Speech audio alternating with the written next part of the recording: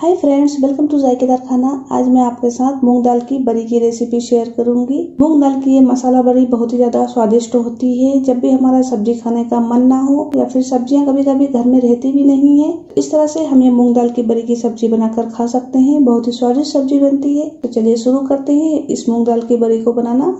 आधा किलो मूंग दाल ली थी। इसको अच्छे से धोकर 6 घंटे के लिए पानी में भिगा दिया था। अब इसका सारा पानी मैंने निथाल लिया है। दाल फूलकर डबल हो गई है। अब इस दाल को मैं ग्राइंडर जार में डालकर पीस लूंगी। बिना पानी डाले ही इस दाल को पीसना है। सारी दाल मैंने पीस ली है। अब इसमें मैं मसाले मिलाऊंगी। 1 छोटा चम्मच भरकर नमक, 1 छोटा चम्मच लाल मिर्च का पाउडर, 1 बड़ा चम्मच लहसुन अदरक का पेस्ट, आधा छोटा चम्मच हींग। हींग डालने से बड़ी का स्वाद तो बढ़ता ही है, साथ ही बड़ी खराब भी नहीं होती है। 1 छोटा चम्मच गरम मसाला पाउडर, 1 मुट्ठी बारीक कटी हुई धनिया पत्ती। मसालों को दाल के साथ में मिक्स कर लूंगी।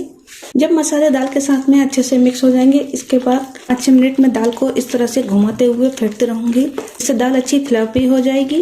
दाल को अच्छी फ्लफी करने से जो बड़ी बनती है, इसके बाद जब इनकी सब्जी बनाते हैं तो सब्जी में ये बड़ी कड़क नहीं होती है और बहुत ही जल्दी गल जाती है। इस तरह दाल को फेंट लें। देखिए दाल को मैंने बहुत ही अच्छी तरह से फेंट लिया है। चलिए तब बड़ी बनाना शुरू करते हैं। इस तरह से मैंने ये एक पॉलिथीन ली है। जो नमक का पैकेट आता है उसको भी ले सकते हैं या फिर जो दूध के पैकेट आते हैं वे भी ले सकते हैं। थोड़ी सी दाल में डाल दूंगी या फिर कोई पॉलिथीन का कोन भी बना सकते हैं।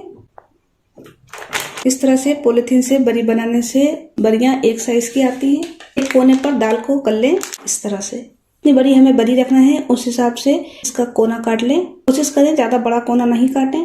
कोई भी एक प्लेट या फिर थाली ले लें और उसमें ही ये बड़ियों को निकालना है।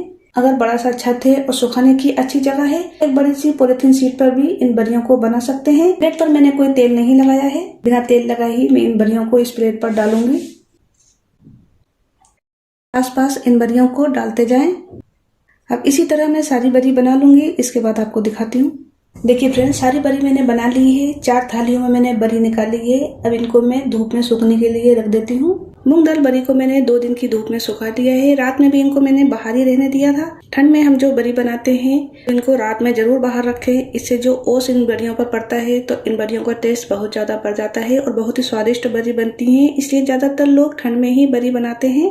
अभी मैं इनको और सुखाऊंगी। एक बार इन बड़ियों को मैं निकाल लेती हूँ। इस तरह से एक पतला स्पून लेना है। इसका जो पीछे वाला सिरा होता है, इस तरह से देखिए कितनी इजीली जो बड़ी निकल जाती है। बड़ी चिपकी है उनको भी इस तरह से अलग अलग कर लें। सारी बड़ी निकालने के बाद में इस तरह से इनको पलट कर मैं 2 दिन की धूप में और सुखाऊंगी।